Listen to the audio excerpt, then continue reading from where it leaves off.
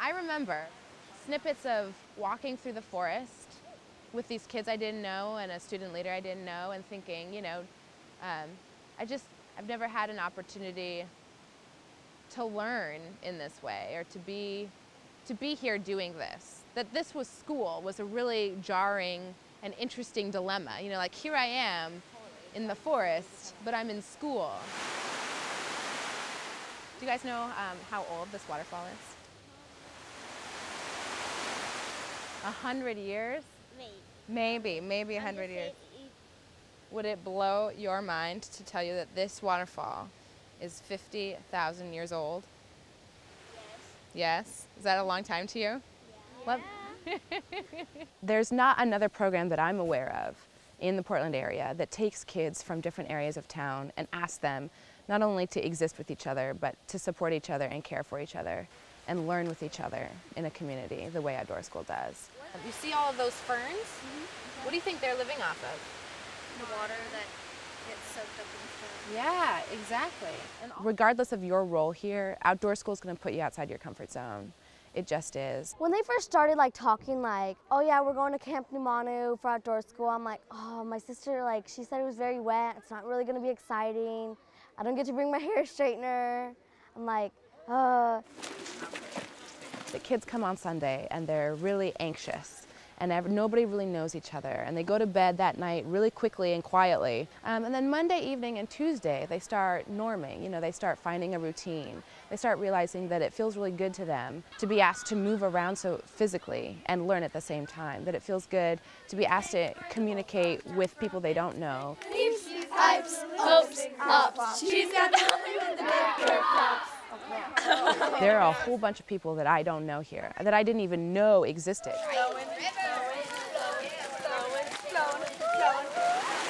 Mostly what we want to do on Water Field Study is get them to understand, what makes a healthy body of water. So as temperature goes down, dissolved oxygen was going up. The dissolved oxygen in the water really dictates what kind of life is going to be able to live in that body of water. And it's really cool that they get to go through a scientific process in determining that. Super scientific mixing method. Adding different chemicals into the water, mixing it themselves, adding the drops and counting the drops to determine how many parts per million are oxygen parts. It's like orangish, like my goggles. We went critter catching in the pond. Right there. I got a lead. There you go. Oh my gosh, and now it's just so let cute. it go in the water. Perfect. A lot of it is hands-on. If you get your hand wet, you can gently pet it.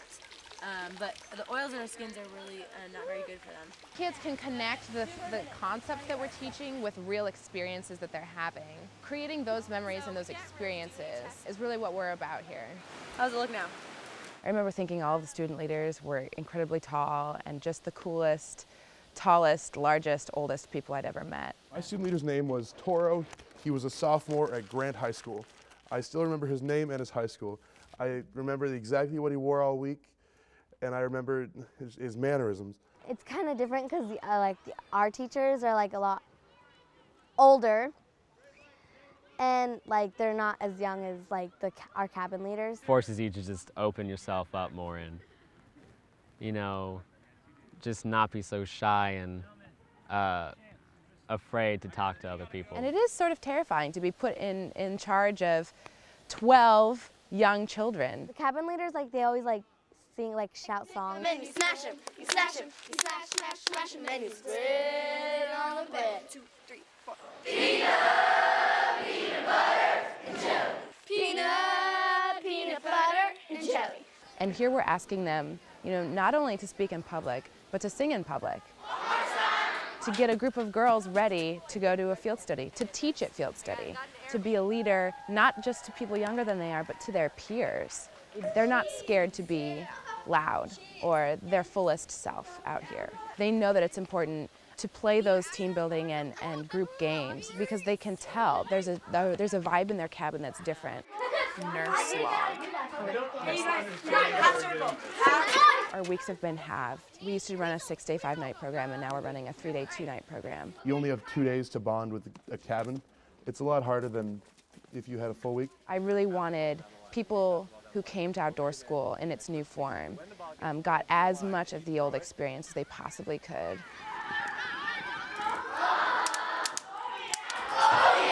We knew we had to come back this session, these next few sessions, because they were going to be really important in keeping the legacy of the program alive.